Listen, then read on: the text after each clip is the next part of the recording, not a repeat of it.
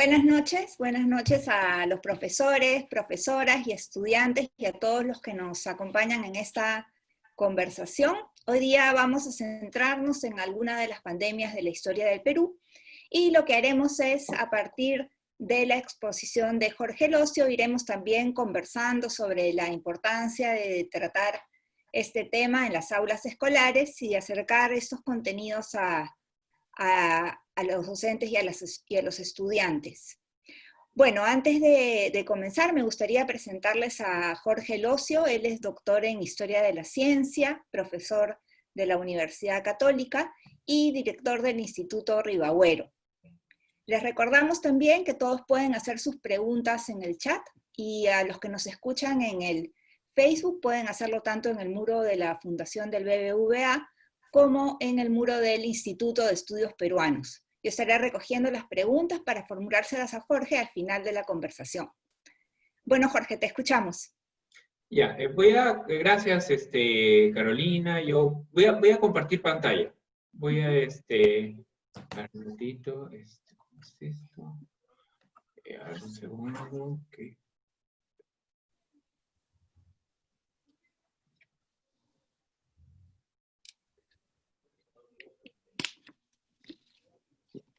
Bueno, quiero empezar agradeciendo a la Fundación BBVA, al Instituto de Estudios Peruanos, por la oportunidad de estar acá, de ser parte de este evento, y agradecer la participación de todos y todas. Como señaló Carolina, vamos a ver hoy día esta historia de estas pandemias en la historia peruana.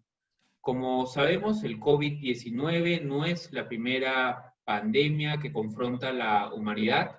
A lo largo de la historia hemos sufrido diversas pandemias de peste bubónica, cólera, viruela, el SIDA de forma más reciente, que han sido producidas por distintos virus y distintas bacterias. Entonces yo lo que pensaba hacer es, mediante una mirada panorámica sobre la historia de las pandemias, observar algunos cambios y continuidades en cuanto a las respuestas sociales y estatales a la misma, ¿no? Y enfatizar esta relación que a veces no se trabaja, pero que es importante, entre medio ambiente, salud e historia. Entonces, quería empezar hablando sobre la viruela. Porque en términos de impacto y número de muertes, la viruela ha sido una de las enfermedades más devastadoras de la historia.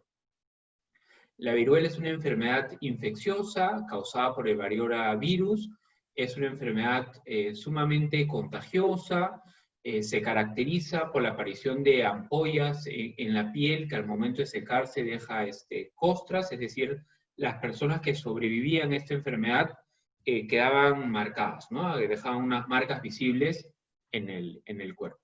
Y era además una enfermedad sumamente letal, ¿no? Más o menos un 30% de los que se contagiaban fallecían. Ahora, tenía la ventaja de que si uno sobrevivía a la misma, quedaba inmune, es decir, era un virus que generaba inmunidad. Empiezo con esta enfermedad porque en el contexto del descubrimiento de América, la viruela ocasionó la muerte de millones de personas. Entonces empiezo con esta enfermedad porque me parece importante enfatizar esta idea que aunque no se trabaja mucho, la enfermedad ha sido un agente de cambio importante en la historia. Es decir, sin caer en un determinismo biológico, digamos, las razones por las cuales han caído imperios, han desaparecido civilizaciones, no han sido solo razones políticas o económicas, sino también biológicas, ¿no? Entonces la enfermedad, las epidemias y las pandemias han sido agentes de cambio en la historia.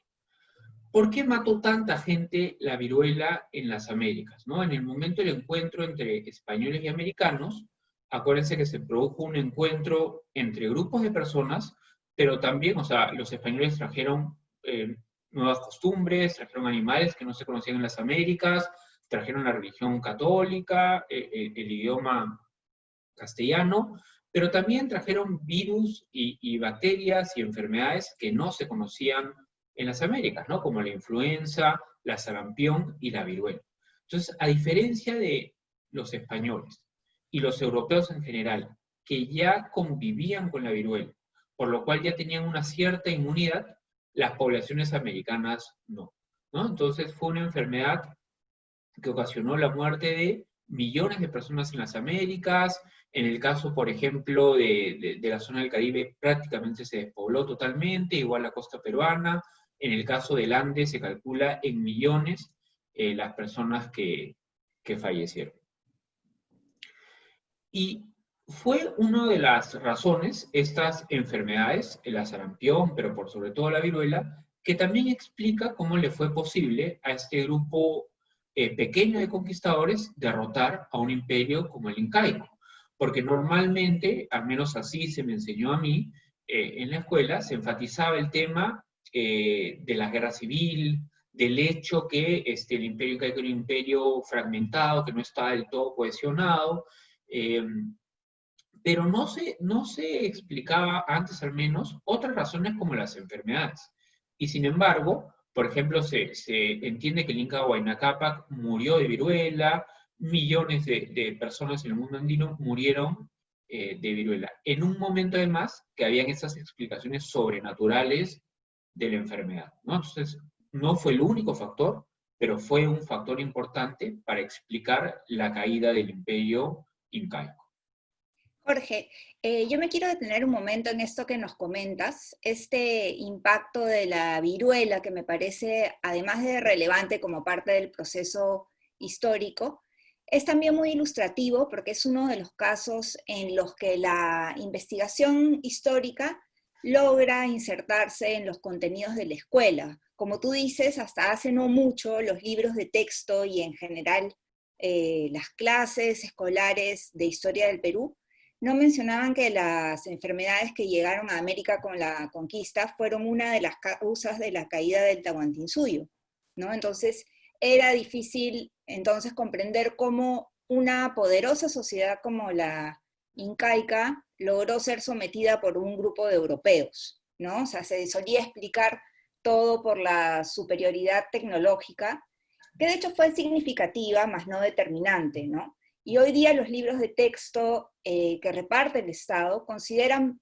varias causas de la derrota incaica, entre las que están la fragmentación étnica, los conflictos, las alianzas, las armas, y a las que ahora suman las enfermedades que debilitaron a la población andina, ¿no? Y se menciona la viruela. Pero entonces, a partir de tu exposición, quiero resaltar dos puntos, ¿no?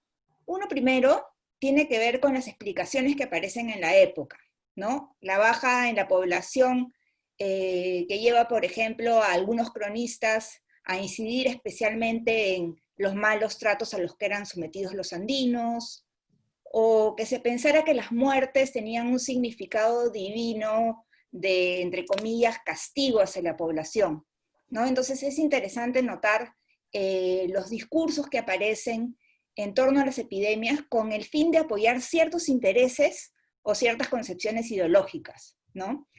Y un segundo punto es sobre las consecuencias de las epidemias en los procesos históricos, ¿no? La viruela y otras enfermedades traídas al Nuevo Mundo van a tener, junto con otros factores, un impacto drástico en la disminución de la población, y es a partir de esta baja en la población que el incanato sufre transformaciones, ¿no? O sea, recordemos que durante el Incario se contaba con todo un sistema que basaba su economía en diferentes formas de organizar su mano de obra, ¿no?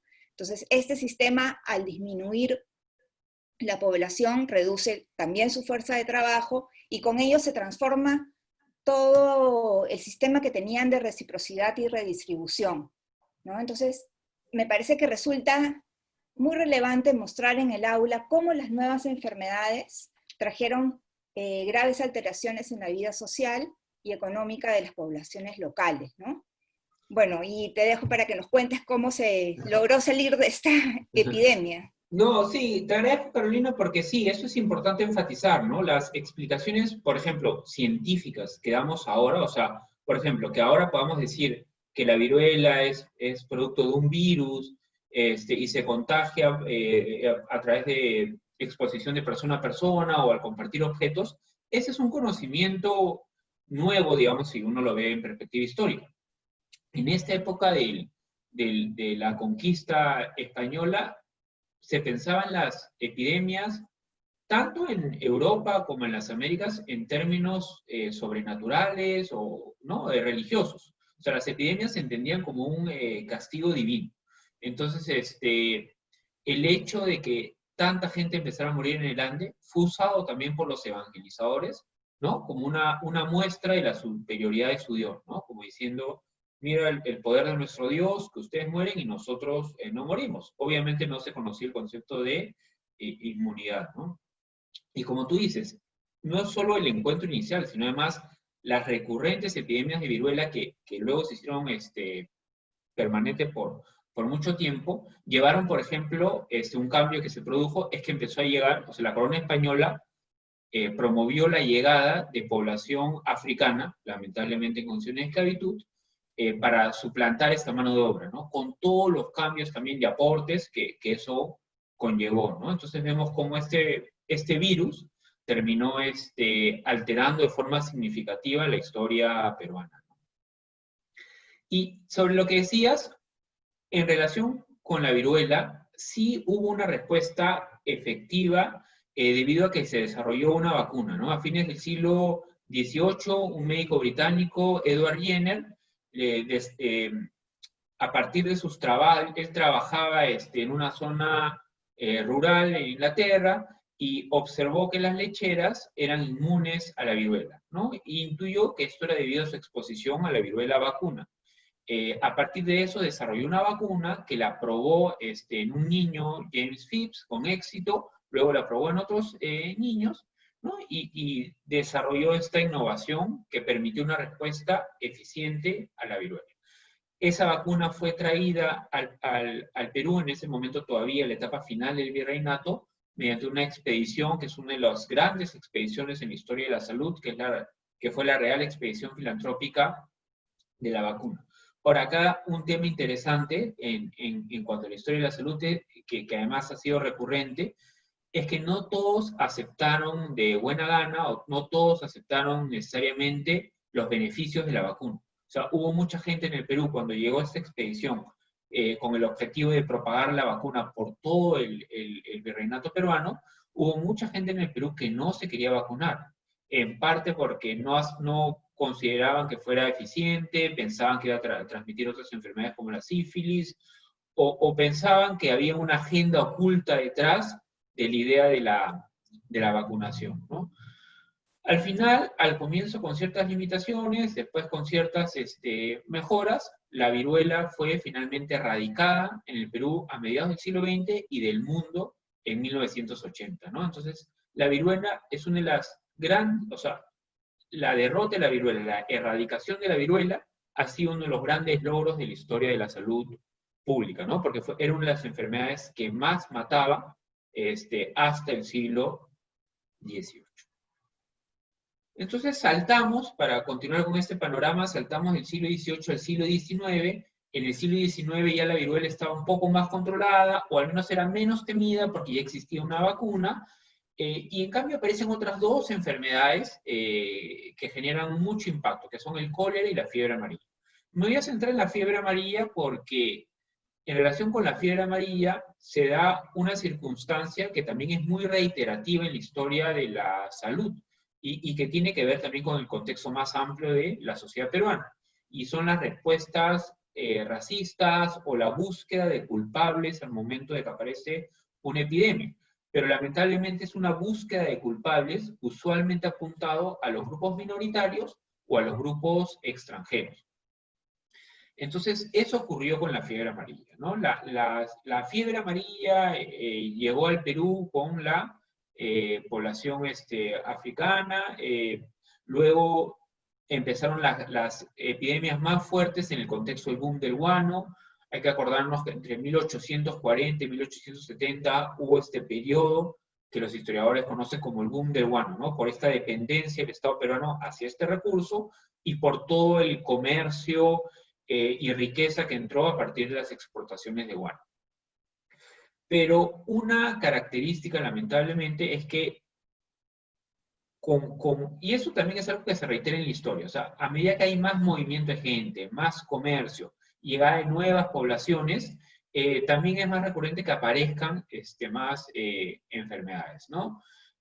Me voy a centrar en una epidemia que fue la de 1868, que se conoce como la Gran Epidemia de Fiebre Amarilla de Lima, en la cual se contagiaron más o menos 10.000 personas, murieron unas 4.000 personas, en una población de Lima que entonces era de 100.000 personas. Entonces, más o menos el 10% de la población se contagió y el 4% falleció.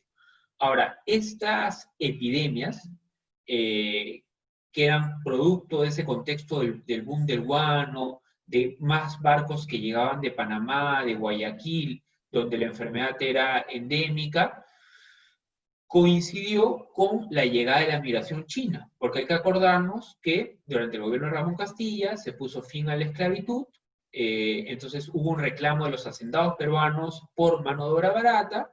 En ese momento China atravesaba por un periodo de crisis, y entonces empezó una migración china al Perú en condiciones durísimas también, ¿no? Inicialmente. Esa migración china inicialmente fue a trabajar a las haciendas de la costa, sobre todo a la construcción de ferrocarriles y a recolectar guano. Pero pasados unos 7 años, mucha de esa población migrante china se mudó a las ciudades, y en el caso de Lima, por ejemplo, se formó el barrio chino. Pero una respuesta de la sociedad limeña y de los médicos limeños frente a la fiebre amarilla, a las epidemias de fiebre amarilla, fue echarle la culpa a los chinos, ¿no? Son ellos, debido a que no cuidan su higiene, debido a que son adictos al opio, o te dan carne de todo tipo, no solo carne de res, sino que comen animales que en verdad no se deberían comer. Todos esos prejuicios que existían en la sociedad limeña se exacerbaron en el contexto de la epidemia, ¿no? Y entonces empezaron cartas a los periódicos, empezaron inspecciones municipales, políticas, pero dirigidas contra el barrio chino, cuando no tenía nada que ver con la fiebre amarilla, que más bien se transmite a partir de las picaduras de unos mosquitos, ¿no? Pero esto lo pongo porque es algo que se reitera, cómo los prejuicios étnicos, de género o de clase han influido en las respuestas estatales en contextos de pandemias.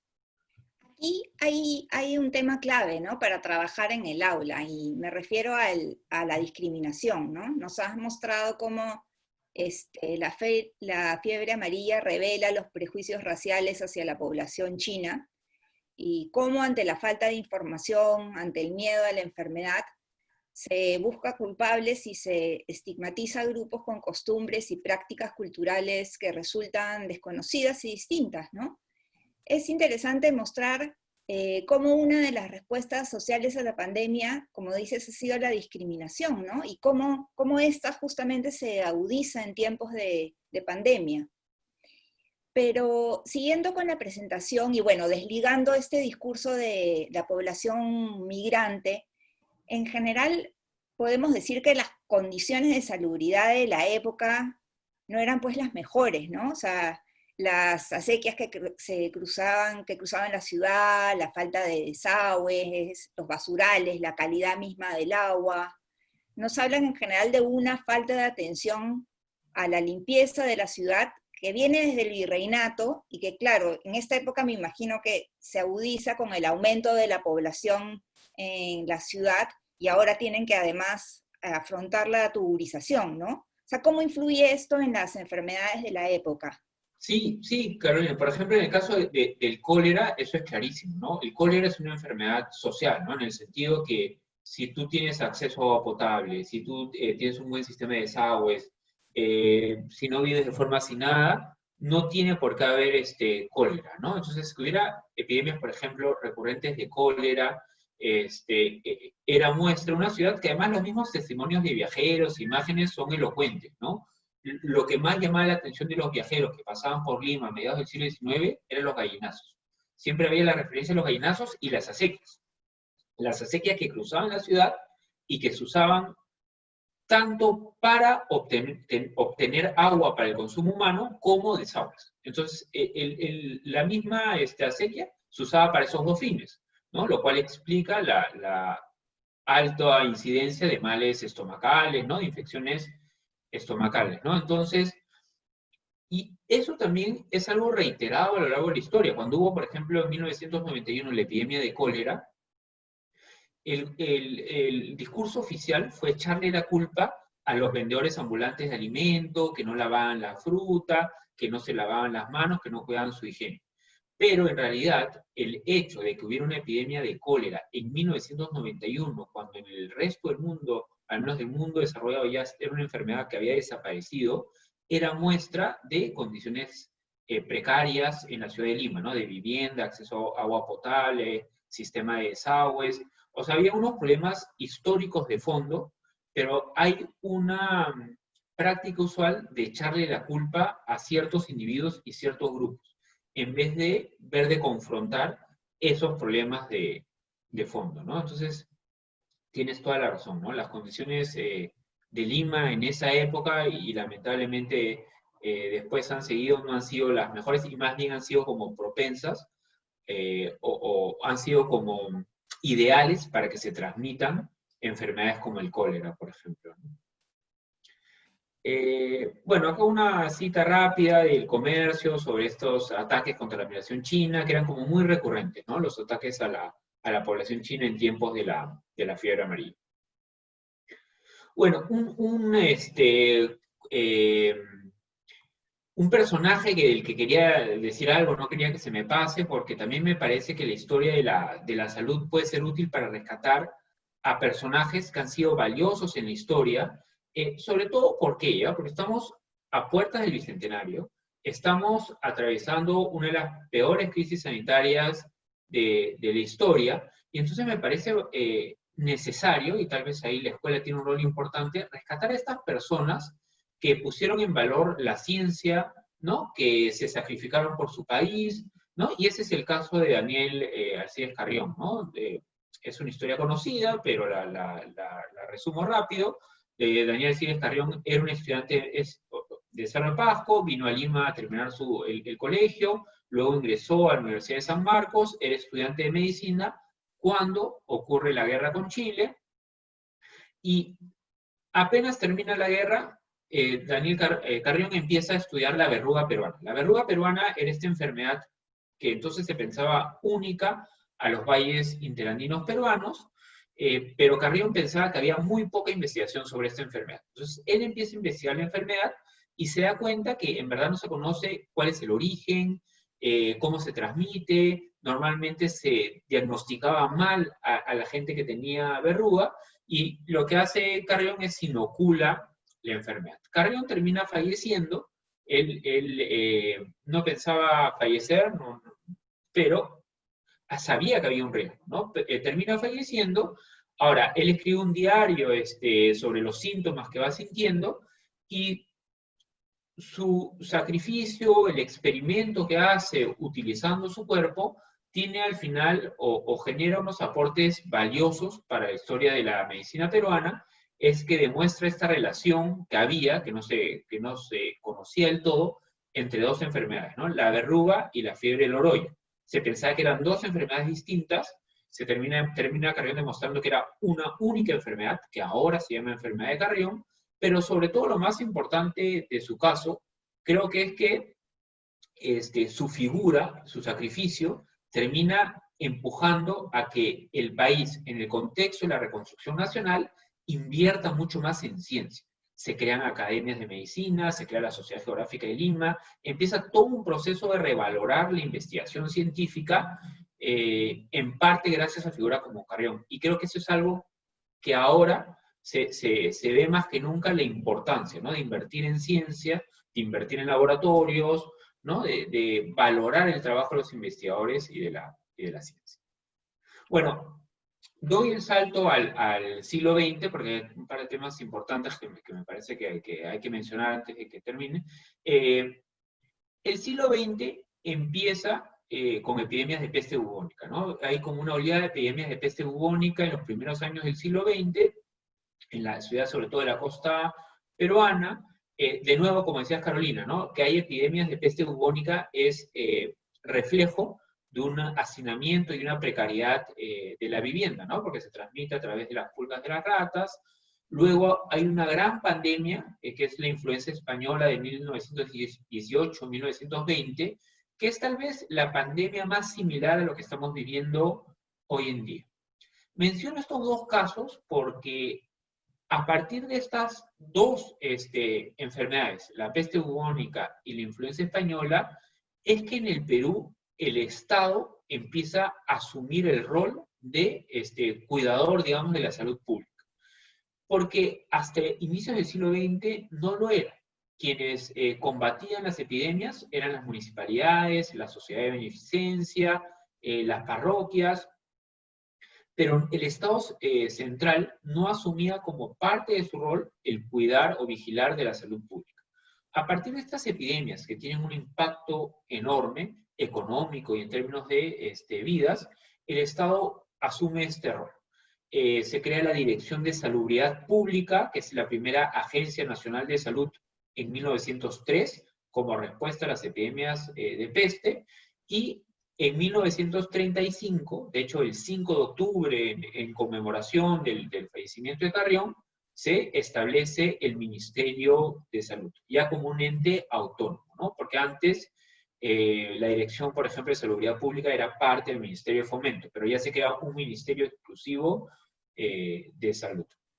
La presencia del Estado en salud es importante, porque permitió hacer inversiones más grandes, extender los servicios, por ejemplo, comedores populares, atención a las condiciones higiénicas de las viviendas, construcción de residenciales donde el tema de higiene y salud era considerado importante, construcción de hospitales, etcétera, ¿no? Entonces, estas epidemias dan lugar a una participación más activa del Estado en salud.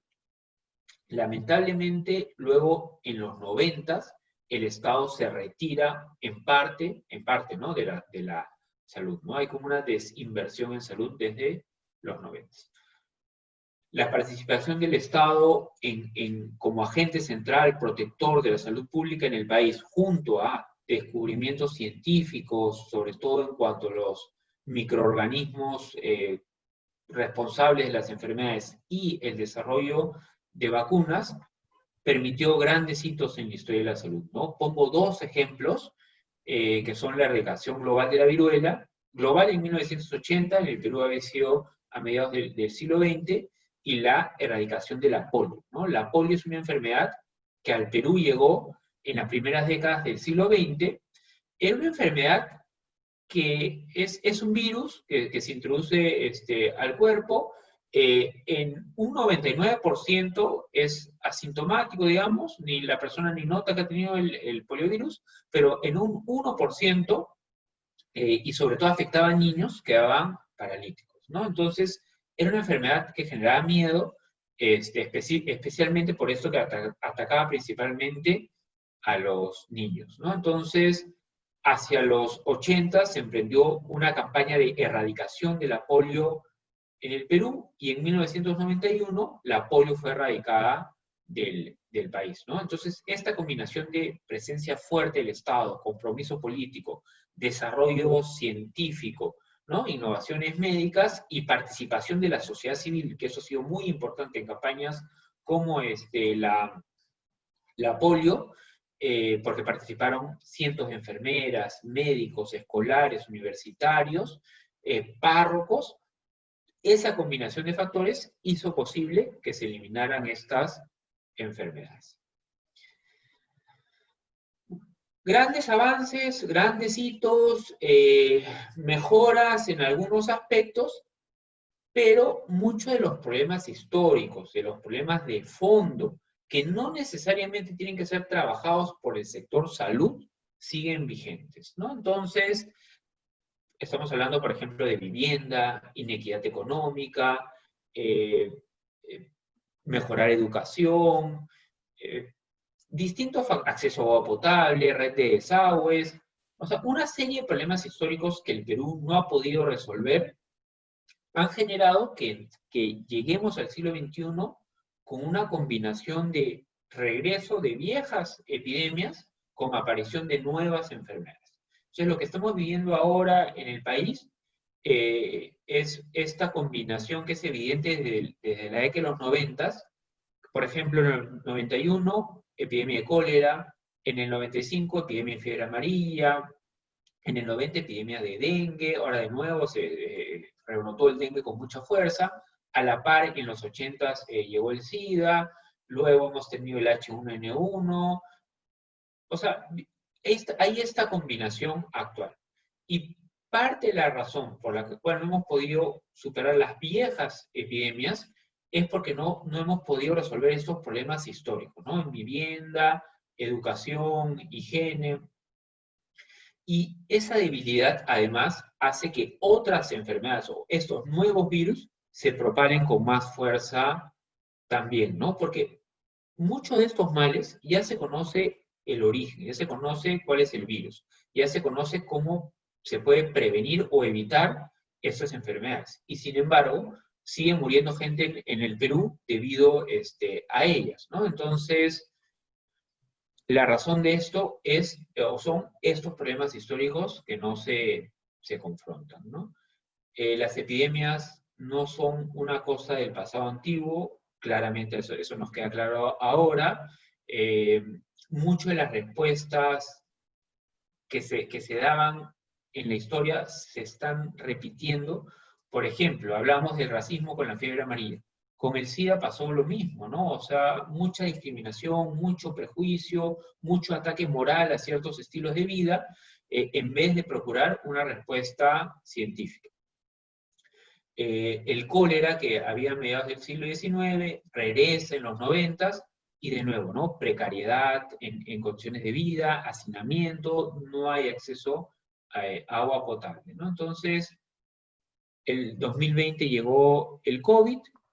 Obviamente el COVID nos tomó por sorpresa a todos, es un virus reconfigurado, no tenemos inmunidad. Hay una parte de la explicación que claramente es biológica, ¿no? De por qué nos ha golpeado tanto esta enfermedad. Pero también hay una explicación socioeconómica, ¿no? La informalidad en el empleo, la precariedad en la vivienda, la imposibilidad de aislar a los enfermos en muchos casos, la imposibilidad de quedarte en casa, sino tener que salir a vender o a trabajar por más que el virus esté circulando, el pésimo sistema de transporte público, también han hecho que esta enfermedad nos afecte a nosotros, ¿no? Al Perú, con especial fuerza, ¿no? Entonces,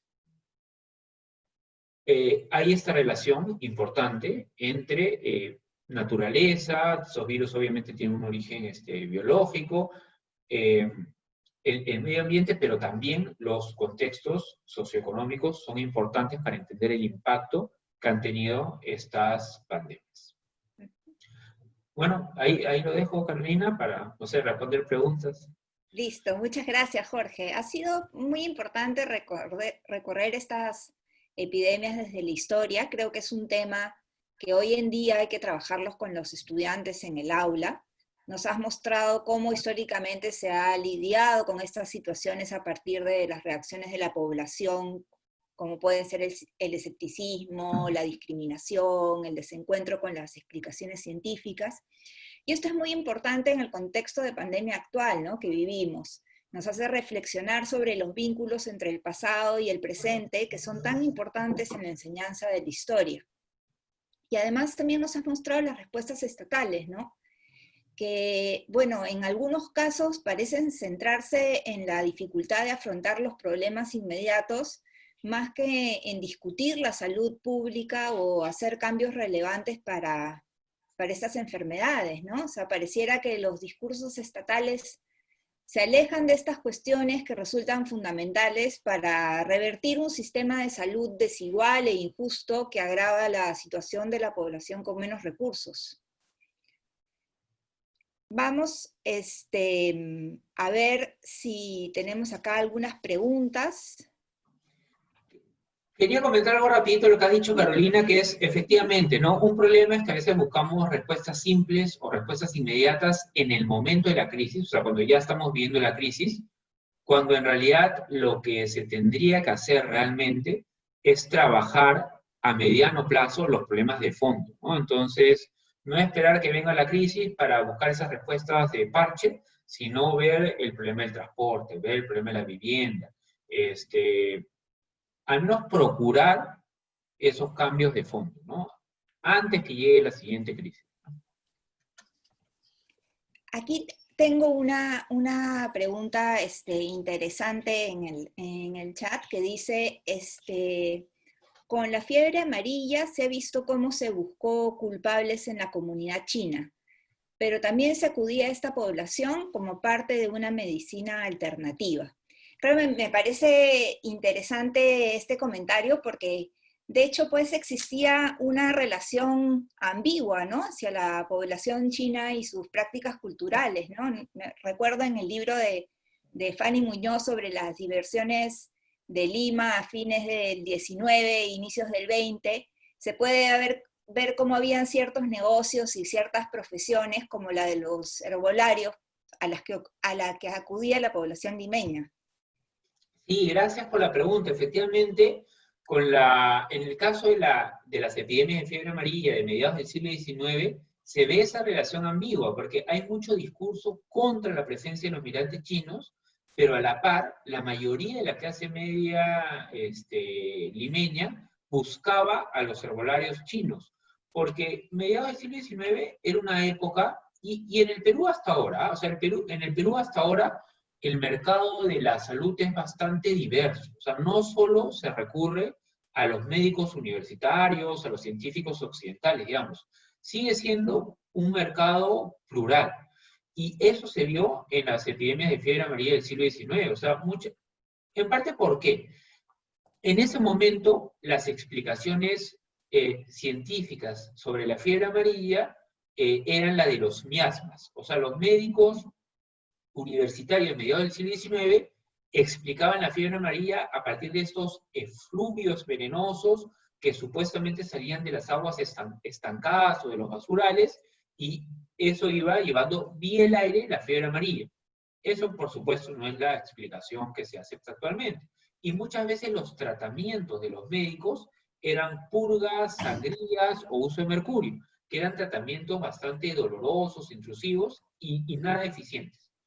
En cambio, los herbolarios chinos, por el contrario, usaban hierbas, usaban métodos menos intrusivos y además tenían buena reputación. Entonces, mucha gente prefería acudir a los herbolarios chinos porque al menos los tratamientos eran menos intrusivos y los tratamientos de la medicina occidental tampoco funcionaban en ese contexto. Pero yo creo que en el Perú sigue siendo, y a veces nos olvidamos de esto, que es un país multicultural, ¿no? Con distintas explicaciones sobre el origen y propagación de las enfermedades. Y como tenemos distintas explicaciones de por qué aparece o cómo se propaga una enfermedad, buscamos tratamientos distintos, no solo los de la medicina occidental, ¿no? Y eso es algo a tener en cuenta también. Sí, aquí tengo otra pregunta.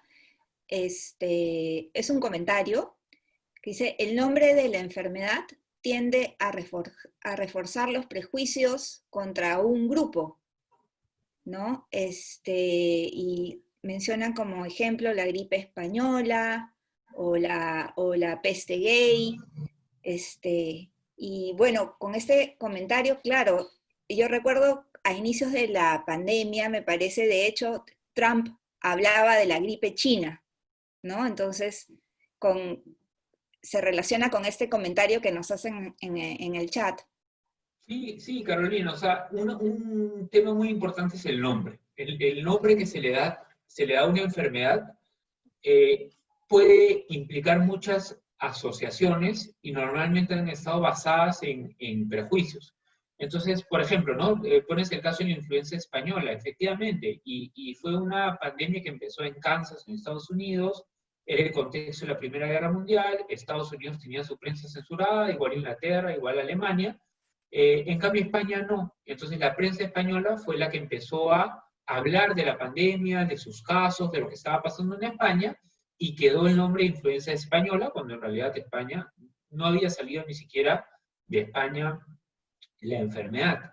En el caso del SIDA se usaba también, ¿no? Se usaba al comienzo, se usaba peste rosa, o se usaba la peste gay o el cáncer gay en clara asociación, ¿no? A ciertos estilos de vida. Y como dices, ¿no? Trump todo el tiempo repetía esto del Kung Flu, ¿no? Por estas disputas con China, ¿no? Y acusando a China de ser los responsables de la enfermedad. O cuando ocurrió las epidemias de ébola. Ébola es el nombre de un río que cruza el Congo, y entonces se asoció la enfermedad con este espacio, ¿no? Esto es problemático porque lleva a asociaciones, ¿no? Entonces uno piensa en ébola, piensa en África, piensa en este espacio del Congo, ¿no? Y lo asocia con la enfermedad. Igual cuando hubo el H1N1, al comienzo se hablaba de influenza mexicana, los mexicanos rechazaron ese nombre. Lo que ha hecho la Organización Mundial de la Salud es que ahora opta por nombres neutros, ¿no? Entonces, por ejemplo, COVID-19, un nombre de fácil recordación, pero está asociado al virus que la produce. O cuando fue el H1N1, que mucha prensa empezó a hablar de influenza mexicana, la OMS dictó el nombre del virus, ¿no? Entonces, ¿no? De las componentes del virus. Entonces, la Organización Mundial de la Salud ahora procura que se utilicen nombres neutros que no se asocien con grupos étnicos o con países, porque históricamente eso ha reforzado prejuicios y asociaciones. Y por último tenemos acá, creo, una pregunta más. Acá nos preguntan cómo ha solido lidiar, digamos, desde la medicina, cómo se ha lidiado con las creencias y los anticiencia en las epidemias. Ya, gracias, Carolina. Es una gran pregunta, que ese es un problema que yo creo que no se ha podido resolver. Mira, por ejemplo, cuando llegó la vacuna contra la viruela al Perú y mucha gente no se quería vacunar, pero estoy hablando del siglo XIX, por ejemplo, ¿no? Y no se quería vacunar porque no pensaban que fuera eficiente, porque tenían otras explicaciones para la viruela, porque pensaban que se iban a contagiar de sífilis. La respuesta de los médicos solía ser: son unos ignorantes, ¿no? Les estamos trayendo un beneficio y los beneficiarios no lo quieren recibir. Esto es muestra de la ignorancia de un pueblo. Entonces, históricamente, normalmente, desde el lado de la medicina, ha habido la idea que aquel que no acepta las verdades de la ciencia occidental es porque es un ignorante, ¿no? Y no se ha tomado en cuenta esta multiculturalidad o estas distintas formas que históricamente han coexistido en el Perú, de explicar el origen de las enfermedades, ¿no? y la salud. Ahora, lo que está ocurriendo en los últimos años, y se está reforzando con las redes sociales, es que están apareciendo movimientos anticiencia en los países desarrollados. O sea, no es ya un tema de multiculturalismo, digamos, porque tú puedes tener regiones como parte de la Amazonía peruana, que tienen tradiciones de salud históricas, sino en España, en Estados Unidos, movimientos que rechazan, por ejemplo, o que defienden, por ejemplo, que la Tierra es plana, o movimientos que rechazan la vacuna porque creen que ahora, ¿no? En esta pandemia estaban hablando de que nos van a inyectar un chip para seguirnos y demás, ¿no? Entonces, lo que está ocurriendo es que están surgiendo con fuerza movimientos anticiencia que se están reforzando, creo yo, a partir de las redes sociales, lo cual es medio peligroso también, porque si, en el caso de las vacunas, por ejemplo, si es que no todos se vacunan, si solo un porcentaje de la población se vacuna, ese porcentaje que no se vacuna, eventualmente va a generar que en una siguiente generación vuelvan a aparecer pandemias, ¿no? Sobre las cuales hay vacunas existentes, ¿no? Entonces, es un tema que no se ha logrado resolver. Y yo creo que lo que le falta al Estado y le falta a la prensa, es mejorar todo lo que es divulgación de ciencia. falta formar más especialistas en divulgación de ciencia, que pueden ser científicos o comunicadores, pero que se nutran, ¿no? O sea, un científico que aprende comunicación o un comunicación que trabaje la parte científica y lograr que se extienda esa cultura científica que en el Perú todavía no es muy extendida, la verdad. Claro, articular también un poco los discursos que vienen de todos lados. Bueno, Jorge, muchas gracias, se nos ha ido el tiempo. Gracias por tu presentación, estoy segura que ha sido de suma utilidad para todos los profesores y las profesoras del programa Leer es Estar Adelante. Está con nosotros Mercedes Castro desde la Fundación del BBVA. Mercedes, no sé si quieres decir algunas palabras.